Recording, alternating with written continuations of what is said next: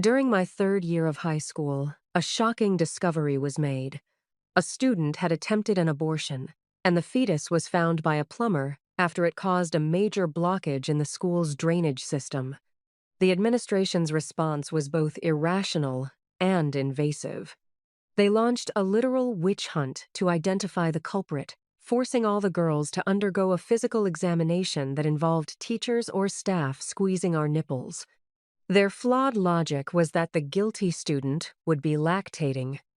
The absurdity of the situation beyond the sheer violation was the medical ignorance involved.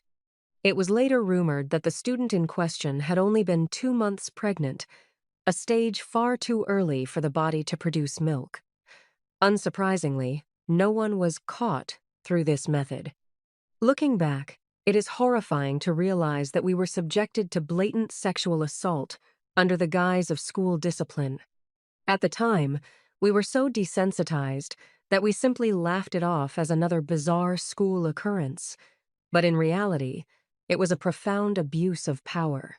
When I was in my first high school, we had a brother school nearby, and the boys there had a habit of sneaking into our girls' school at night to see their girlfriends.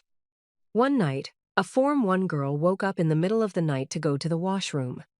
On her way there, she suddenly ran into a group of boys quietly heading into the Form 4 girls' dormitory.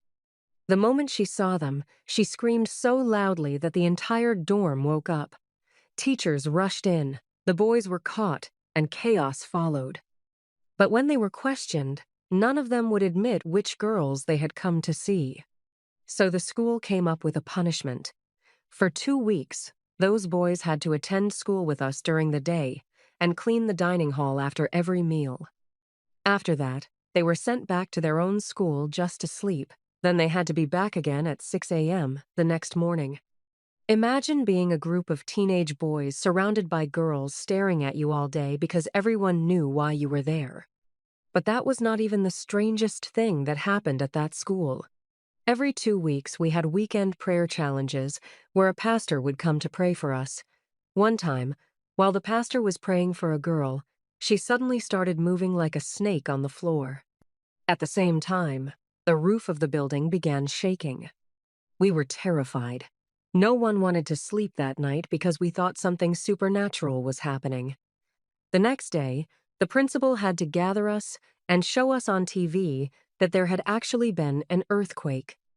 Only then did we finally calm down. Being so far from civilization, about 15 kilometers into the forest, we were sometimes aware of robberies occurring nearby.